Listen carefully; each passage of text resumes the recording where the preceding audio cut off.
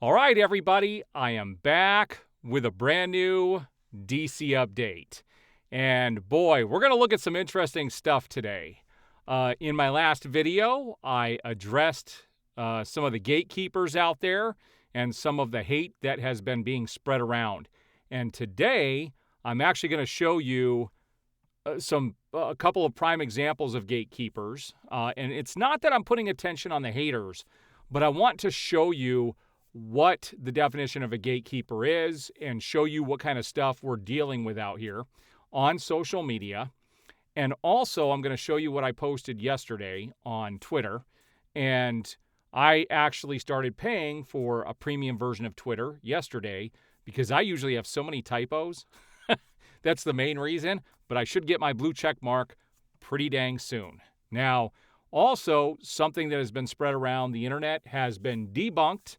And the person who put it out there actually debunked it. And we're going to talk about that today as well. So today's video is going to be centric around everything, not Superman specifically related. Tomorrow being Superman Day, I will be doing a video tomorrow. It'll probably come out midday because I am tied up all morning tomorrow. But it will probably come out midday and it will be Superman-centric. I actually plan on visiting my comic shop tomorrow and seeing if there's anything special that they're doing for Superman Day. But as soon as I get back from that, I will be doing a video. So expect it by late afternoon tomorrow. But let's get started. So the first thing I wanted to show here is somebody posted, High Geek posted this. It was a poll. Who is the best Batman?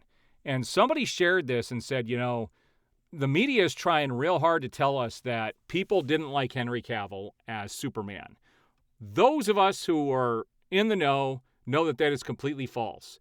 This is one of those polls that shows this. If you ask who is the best Superman, Henry Cavill was number one with 69%. Number two was Christopher Reeve with 20%. David Corenswet comes in with 5%, and Tyler Hoechlin came in with 6%. And Tyler Hoechlin actually did a phenomenal job as Superman, and so he should have more than David Corenswet. How you can even have David Corenswet in here at this stage doesn't make any sense whatsoever. All right, so the first thing I wanted to talk about was the gatekeeping, and this is a prime example of gatekeeping. And this person at T10764, you could tell that these are accounts that come in and they've got the numbers on them. More than likely, these are mostly bots. They're not real people. And if they are, it's just weird, okay? But if you remember in my last video, I talked about how you can't sit there and complain that Batman kills in the dCEU, but then just point towards Superman, All-Star Superman as being the definitive Superman when it's not even canon. It is Elseworlds. So this person posted yesterday on YouTube, this comes from my comments, and said, again with this Batman killing thing, Batman killing is a very rare instance in his comics, and that rule is integral to his character, and many plot lines happen because of it. You just keep ignoring that part of the character just because you don't like the rule. Also, people keep talking about All-Star Superman because for many fans, that's the best representation of Superman. Like, I understand you don't like it, but it's widely regarded as the best Superman comic. Just because some people claim it's the best doesn't make it the best, okay? I could tell you that from when I posted all this stuff, more people were coming out talking out against it than they were in support of it. And so it is not the definitive be-all, end-all of Superman. But I definitely provided many instances when Batman has killed. This is gatekeeping right here. And my response was, the problem is people hyper-focus on that one comic. It's not even canon. The point is, if people focus on that one iteration, then it's okay for Batman to kill. It's utter nonsense. And it's true. You can't choose one and not choose the other. You have to accept it all. You either accept it all or you don't accept anything. You don't get to pick your favorite and keep it as a favorite. This person replied with, at canon or not, any canon for comics is already pretty loose. It is still the Superman comic. None of the comics where Batman kills have as much renown to the character as All-Star does for Superman. And I replied, it doesn't work that way. That is the exact definition of gatekeeping. And that's 100% true, okay? You cannot claim that what you want to be canon or you want to focus on is okay, but yet this history of this character, that's not okay. You can't do that. That is the utter definition of gatekeeping. No one gets to determine what their view should be for everybody, okay? And I could tell you that I would not say that All-Star Superman is the definitive Superman comic. It isn't even canon. It's not part of the mainstream. There are much better Superman stories out there, and that is a fact. This also goes along with the gatekeeping. This comes from Real Rejects, and it said, all the Superman hate and the internet in general has us questioning the real motivation behind the hate. And then they hashtag Superman. And they had this individual from the dCEU, this podcast that they have every other Friday, which I was going to watch until people like him were involved. This individual that is pictured here, I encourage people to go watch this video. He talks about the negativity around the internet, how negativity is what gets clicks. I will tell you that I posted a video last week. Hey, negativity is not what brings in the clicks. It's the positivity that brings in the clicks. And I learned this a long time ago. If you go and you look at one of the videos I posted the other day when I said Superman is epic, it's a 5-star film, all this stuff, that video got almost 25,000 views. For me being kind of a news and bring you news of the day type videos, to get 25,000 views on a video like that is super high. That doesn't usually happen that way. And why did people click on it? Because it showed some positivity. It's just a fact that positivity sells. And hey, I would love nothing more than to be positive on my channel. But this individual here is telling people it's easy to get into that hate category. People just need to stop. That everyone should be supporting Superman and look for that hope and that positivity again. Yet this exact individual was hating all over the dCEU. And they openly did it. So and the reason he's doing this is because he actually gets paid by Warner Brothers. So he's out there, he's part of the cog. He's out there spewing this stuff. This is no different than when James Gunn came out and said The Flash is the greatest movie, superhero film he's ever seen. Same with David Zaslav doing it. Same with, DeLuca talking about Superman being good in his interview. These people actually work for this company. Do you really think they're going to come out and talk negative about it, even if they see it as negative? And I want to be positive on my channel. And I definitely give the things that are positive their due. I am absolutely loving some of the stuff they're doing in comics right now, and I've talked about that on my channel with the whole Absolute line with DC Comics, and if you aren't reading those things, you are missing out. I even talked about how they're more serious and more for adults, and those are the things that are selling like hotcakes. I even showed the chart last week in one of my videos. And so I do talk about the positive stuff along with the negative stuff. The problem with Superman is the suit sucks. No matter what you say, I don't care anymore. It flat out sucks. It is the worst looking Superman suit that has ever been on film. Number two, the marketing materials have been completely subpar. We have yet to see Superman actually be Superman. He's been beat down, depressed, crushed for everything that they've shown for Superman. We've got a little clip of him flying. We have a little clip of him breaking out of what's they're saying now is this alternate universe or pocket universe, and him saving the little girl. Outside of that, he's been beat down, depressed the entire time. And you're trying to tell me that I should look forward to this? Why? Just because it's a new Superman film? That's not the way it works. Warner Brothers has to prove themselves. This is the problem. They don't realize how they have upset fans by not bringing Henry Cavill back after parading him in front of everybody as him being back at Black Adam and then taking him and having him announce his return. And it was just to sell tickets. It was a ploy just to sell tickets, and they didn't keep him after that. And that right there is what you call fraud, okay? It just is. No matter what anybody tells you, it is fraud. Also, this was just posted before I did my video today. It says former Batman Ben Affleck has revealed he hated donning the bat suit, calling it a horrendous to wear and made him instantly exhausted and really sweaty. No thought put into the human being. Now, notice how Entertainment Weekly posted this. Right now, Warner Brothers is having all of these articles go up, and it's very clear that they're afraid of the Snyder fans, the Snyderverse fans. And the New Geeks posted right after that, Ben Affleck also really enjoyed his time as Batman, has this whole video of Ben Affleck talking about it. And so the media is picking and choosing what they want you to see. They are very fearful of people like me. They are fearful. And I still have a relatively small channel. I just barely hit 15,000 subs. And I speak the truth. I speak what the general audience is feeling. I speak what I feel is good and what I don't think is good. I'm not owned by the studio. I'm not paid by the studio. They can't purchase me. They can't buy me. I'm giving you my honest opinion. And I'm not the only one that feels this way. It's a lot of people.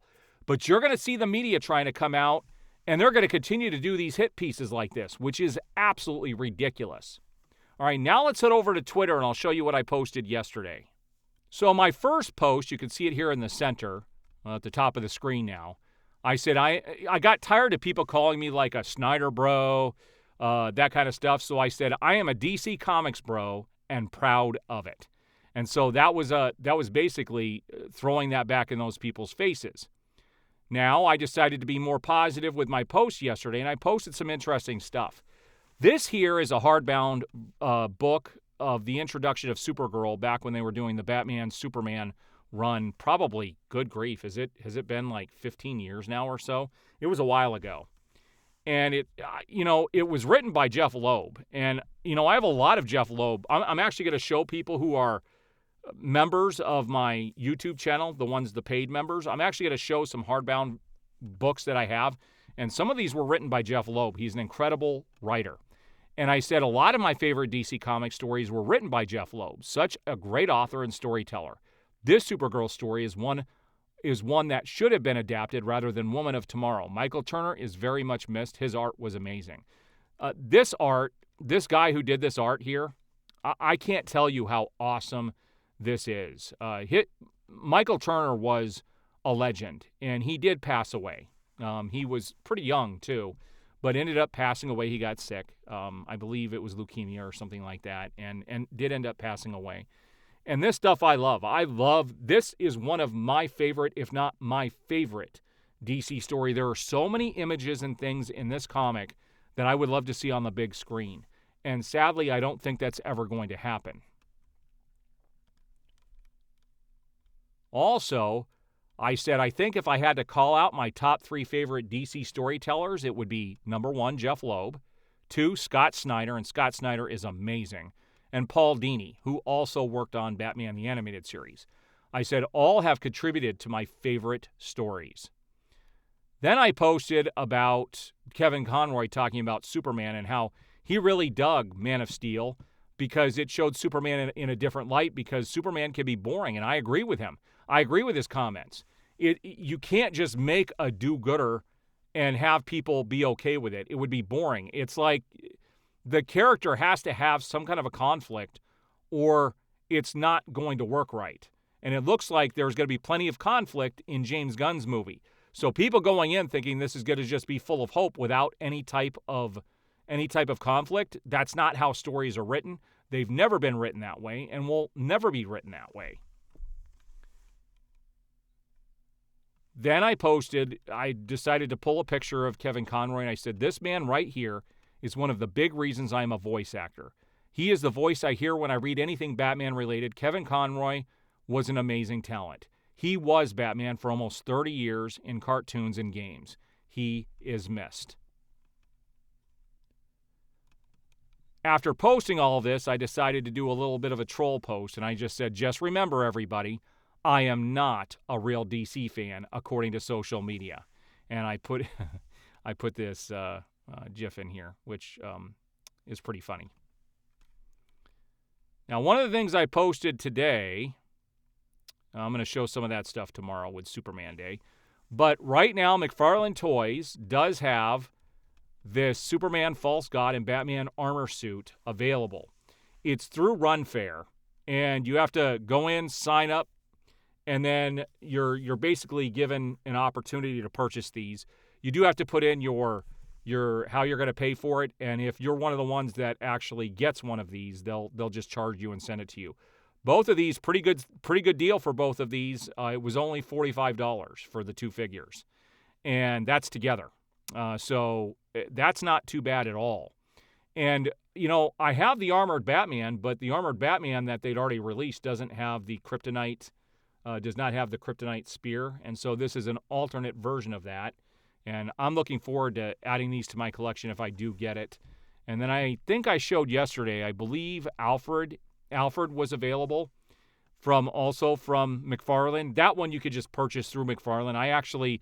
It had sold out on Amazon almost immediately. And what I ended up doing was going to the McFarlane website and purchased it directly from McFarlane Toys. So when that gets released, that will come to my house as well. But I'm trying to get any of the dCEU figures that they release so that I can have my entire wall be dCEU stuff. All right, now let's talk about what was debunked.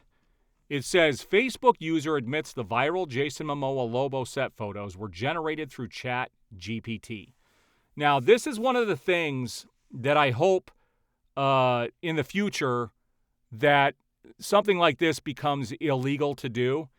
And I'm not talking about people creating stuff for their own use, but to put it out there as a real photo and lead people to believe that it's real, I think it should be illegal to do that, especially when you're using real people.